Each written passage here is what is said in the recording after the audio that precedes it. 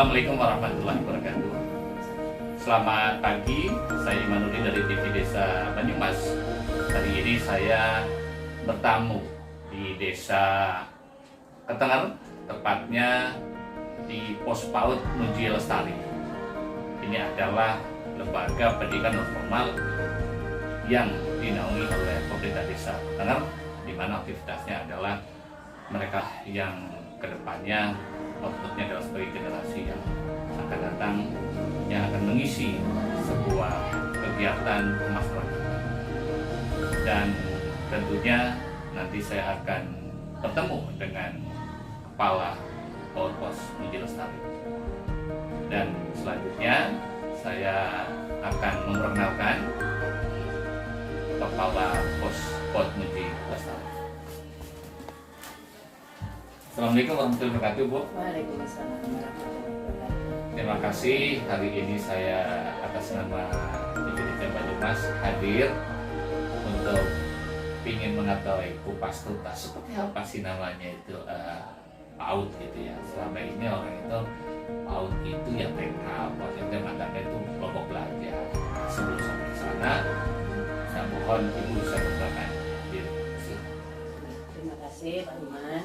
Assalamualaikum warahmatullahi wabarakatuh. Waalaikumsalam. Nama saya Siti Suriah. Kebetulan saya menjadi pengelola atau kepala sekolah di Pos PAUD Muji Lestari Desa Ketenger. Pos PAUD Muji Lestari Desa Ketenger itu lembaga pendidikan yang penyelenggaranya adalah tim penggerak PKK Desa Ketenger, tapi di bawah naungan pemerintahan Desa Ketenger, yang berdiri pada tahun 2027 Pak, jadi tepatnya di tanggal 29 April 2007. Oke, terima kasih Bu. Ini kalau saya melihat berarti Pos PAUD Muji Lestari udah lama ya, 2007 sampai 2022 sampai sekarang. Nah, tentunya ini ada sebuah dinamika. Mohon Ibu bisa menjelaskan PAUD Muji Lestari itu apa sih gitu, Bu? Karena kita kan kadang nggak tahu PAUD berarti PAUD siapa ya gitu. Pos PAUD Muji Lestari itu dulu kan integrasi Pak antara PKB, Bina Keluarga Balita dan Posyandu, karena pada saat itu di tahun 2007 itu PKB-nya itu tidak jalan, akhirnya diintegrasi menjadi Pos PAUD seperti itu. Nah, itu dulu ada gerakan satu desa satu PAUD yang mengharuskan satu desa itu harus ada satu PAUD seperti itu. Nah, itu sejarahnya seperti itu. Jadi kami para kader-kader Posyandu dulunya itu bergabung kemudian untuk mendirikan Pos PAUD. Nah, Pos PAUD itu sendiri adalah lembaga pendidikan non formal Pak. PAUD kan ada dua, PAUD formal dan PAUD non formal. Nah, Pos PAUD sendiri masuk ke pendidikan PAUD non formal. Di sana ada taman penitipan anak, kemudian ada juga TPG seperti itu. Sedangkan PAUD formalnya sendiri itu ada TK Pertiwi, ya, taman kanak-kanak Pertiwi, kemudian ada RA dan lain-lain seperti itu. Nah, dari Pos PAUD sendiri itu masuknya ke PAUD non formal seperti itu. Oke, berarti di sini berdiri karena ada sebuah aturan bahwa satu desa satu PAUD harus satu PAUD gitu. Iya, dulunya. Iya, oke. Nah, di sini tadi saya sedikit kegiatan anak-anak yang sekolah di PAUD ini. Sebetulnya itu di sini ada berapa siswa, Bu? Iya.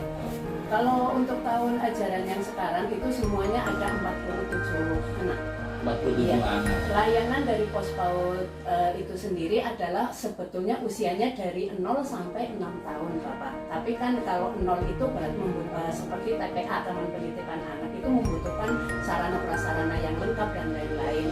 Kalau Pos PAUD sendiri itu sasarannya usianya 3 sampai 6 tahun seperti itu. Nah, pembagian kelompoknya itu sesuai dengan kelompok umur. Jadi ada kelompok umur untuk usia 3 sampai 4, 4 sampai 5, dan 5 sampai 6 tahun. dari anak yang tahun ini itu 47 itu terbagi menjadi 3 kelompok umur Bapak. Kelompok usia 3 sampai 4 itu ada 7 anak. Kemudian yang usia 4, 5 itu ada 24 anak, dan yang usia 5, 6 atau pra SD lah katakanlah itu ada anak 16. Seperti itu Bapak.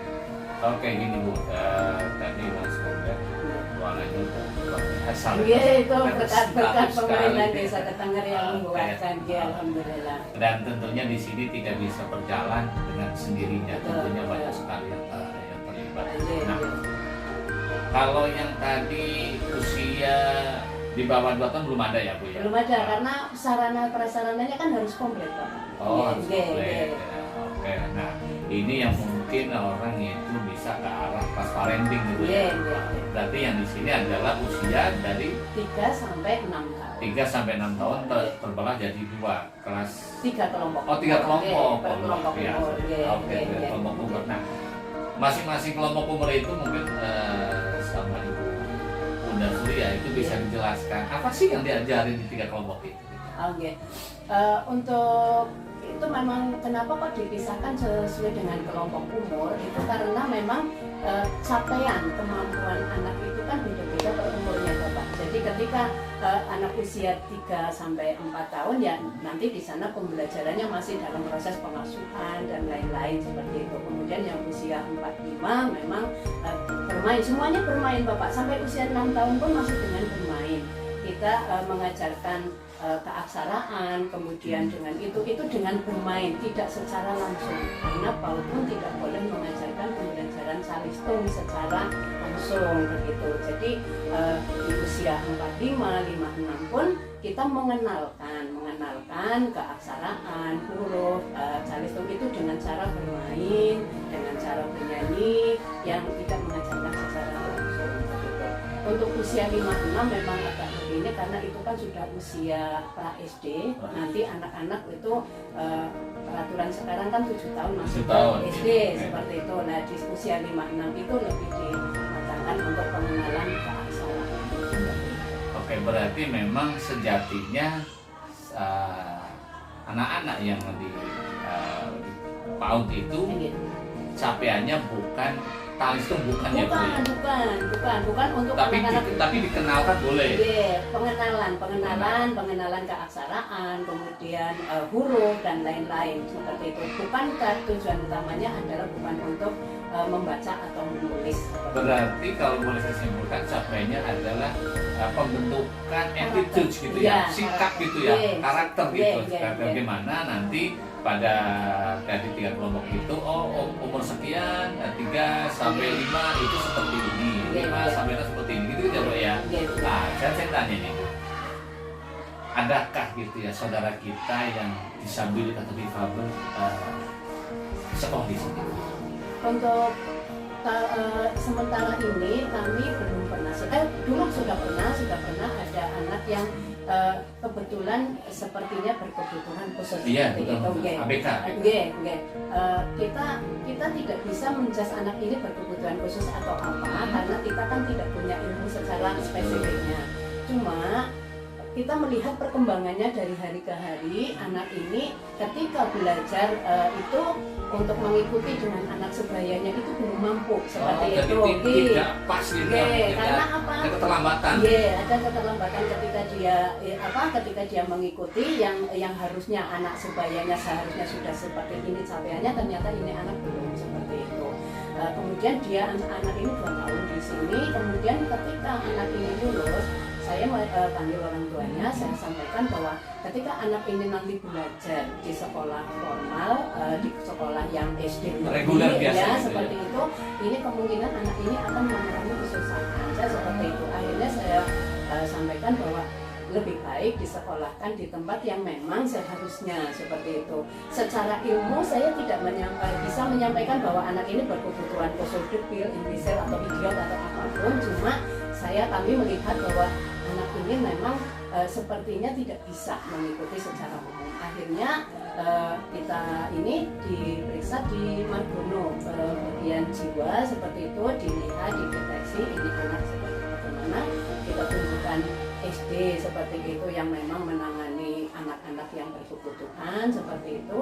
Tapi ternyata kan prosesnya panjang Pak, harus ada biaya karena kan harus ke psikolog dulu untuk melihat seberapa ini kemampuan anak ini, kemudian layak enggak masuk ke sekolah yang berkebutuhan khusus seperti itu. Ternyata ketika itu dan kami dari lembaga tidak bisa membantu secara finansial. Kami kan hanya menyampaikan hasilnya, capaiannya gitu. Alhamdulillah orang tuanya menerima dengan baik, kemudian mengikuti prosesnya dan diterima di SD Purwokerto kalau saat itu SD yang mana saya lupa tapi yang jelas anak ini memang diterima di situ dengan hasil dari psikolognya itu dari rumah sakit Margoma saat itu terus diterima dan sekarang sudah selesai. Oke. Ini yang saya makasih banget Bunda Surya, ternyata seperti itulah kita itu membuat sebuah pendekatan bahwa bagaimanapun dia adalah saudara kita dan tentunya ada cara bagaimana semua anak-anak kita itu mendapatkan pendidikan yang layak dan sesuai dengan kondisinya masing-masing. Kalau selanjutnya adalah gini juga. Ini sebetulnya di PAUD Muji Lestari ada berapa sih tenaga pengajarnya? Kalau tenaga pengajarnya sendiri itu ada 6 Bapak. Ada 6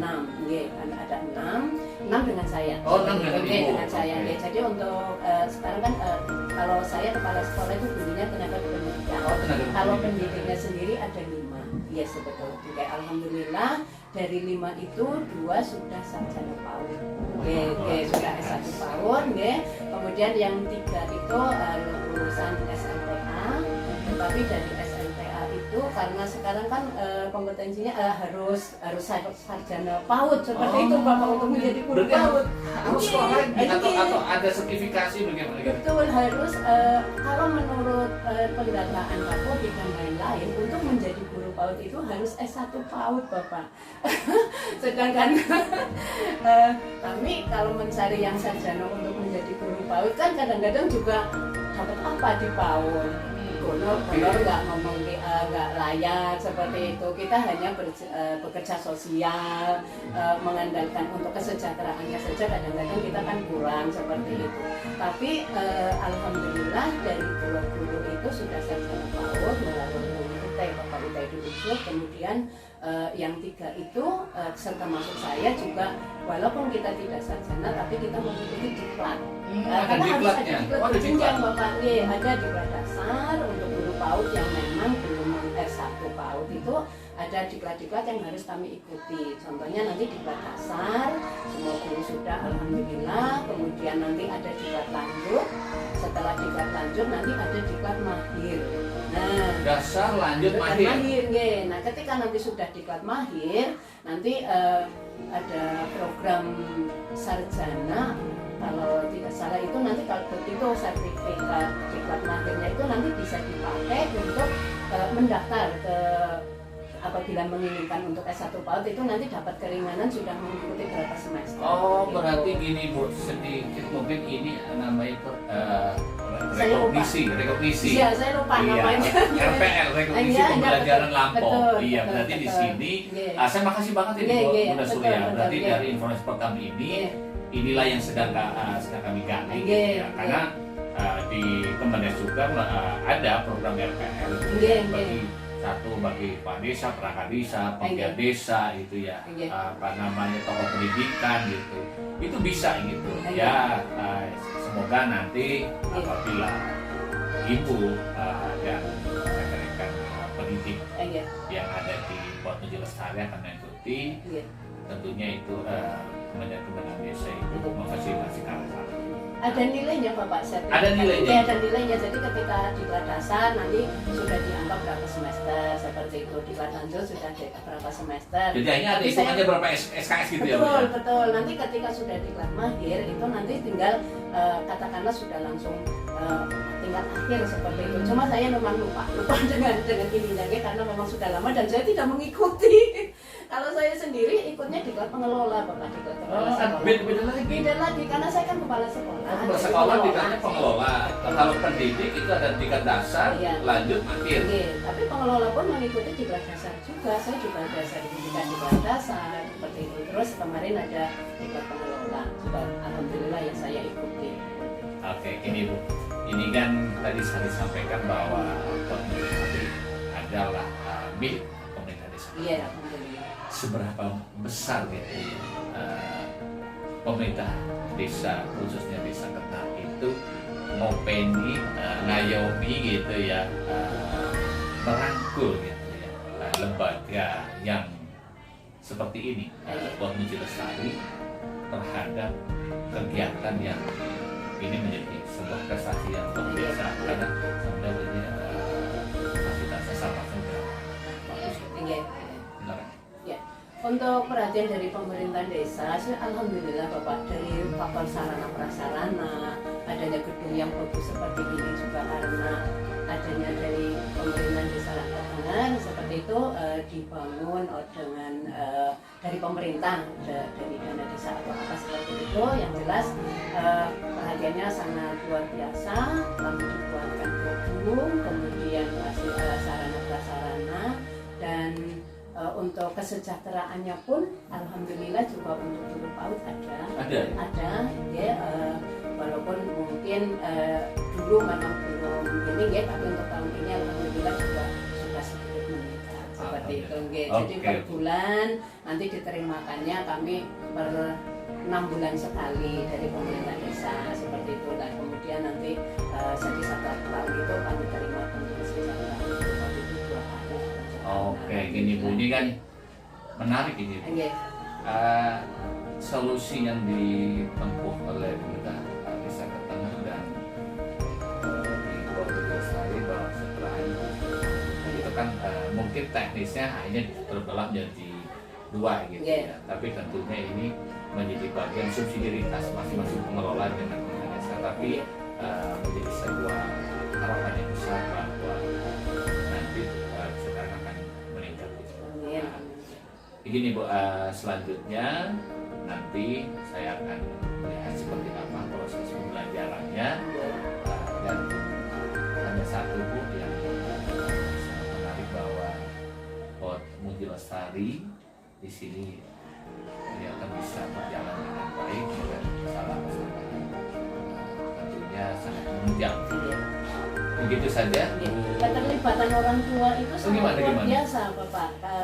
Dengan ini selama ini dari tahun ke tahun itu keterlibatan masyarakat, wilayah, kemudian dengan orang tua murid itu sungguh luar biasa, dan ini kadang-kadang juga jadi apa ya, dari lembaga yang lain sepertinya ini loh seperti itu di ini, karena apa, kerjasama dengan wali murid dengan masyarakat itu selalu terjalin seperti itu Bapak, baik itu dari segi pendanaan, kemudian dari segi kegiatan itu pun dengan dukungan dari wali murid seperti itu kita rangkul. Jadi ketika mereka masuk ke pos PAUD Muji Lestari, saya sampaikan bahwa kita adalah satu keluarga seperti itu. Jadi ini yang sangat menarik kolaborasinya. Nah ini kan Ketengar itu kan ada 3 dusun ya sini. Iya, ada 3 dusun. Ini menempati di dusun 2. RW 3, ya dusun 2. Dusun 2. Nah, ini gimana yang dusun 1 sama dusun 3? Karena kan tadi disampaikan bahwa minimal itu harus satu desa ada satu pos PAUD, ada PAUD gitu. Ini kalau memberikan pelayanan pendidikan anak-anak usia dini yang dusun yang 1 sama dusun 3 gimana nih?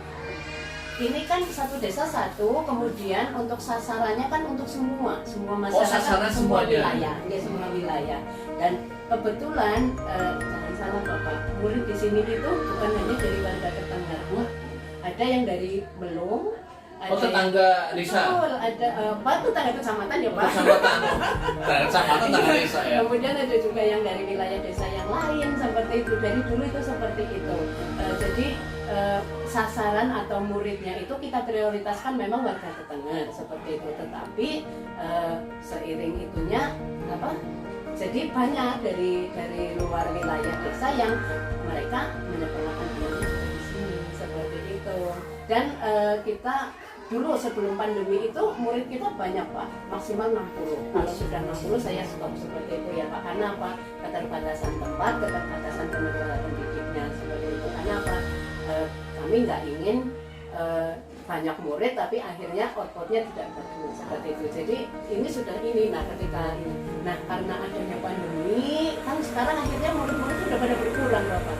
Alhamdulillah Muji Lestari tetap yang terbanyak sekecamatan ya 47, dan 47 itu ada yang dari Melung, kemudian ada yang sudah dari Karawang, wilayah-wilayah terdekat.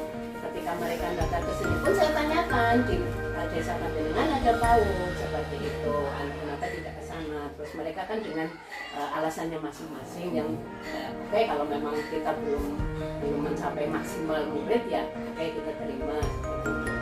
Dan kadang-kadang saya sampaikan juga ke pengelola yang ada di sebelah-sebelah itu, ini loh ada yang masuk ke PAUD saya seperti itu, nggak apa-apa seperti itu ya. Nah, karena apa? Kita kan komunikasi nih. Kemudian di wilayah RW 2 atau RW 1 itu kan ada taman kanak-kanak Dengar. Nah itu kan sama-sama PAUD Bapak, sasarannya juga, cuma itu kan formal. Nah kitanya yang non formal. Alhamdulillahnya jadi jaraknya itu kurang lebih dari 500 meter. Kan peraturannya memang ada aturannya. Lebih dari 500 meter. Kebetulan juga di Dusun 1 dan Kadus apa ya Pak? Ya Kadus 1 dan Kadus 2, sehingga kami pun tidak berebut murid seperti itu. Oke, wilayah sana ada taman kanak-kanak, yang di sini ada pos PAUD seperti itu. Oke, terima kasih nih Bu Surya. Saya dari TV Desa mengucapkan terima kasih banyak sekali nih. Kami bisa menggali, bisa belajar bagaimana sebuah manajemen menciptakan atau membuat sebuah prototip generasi yang akan datang. Ternyata itu memang harus berjenjang dari pendidikan non formal seperti yang disampaikan oleh Bunda Surya, dan tentunya saya dari PAUD Muji Lestari Desa Ketengar, Kecamatan Beraten melaporkan. Terima kasih.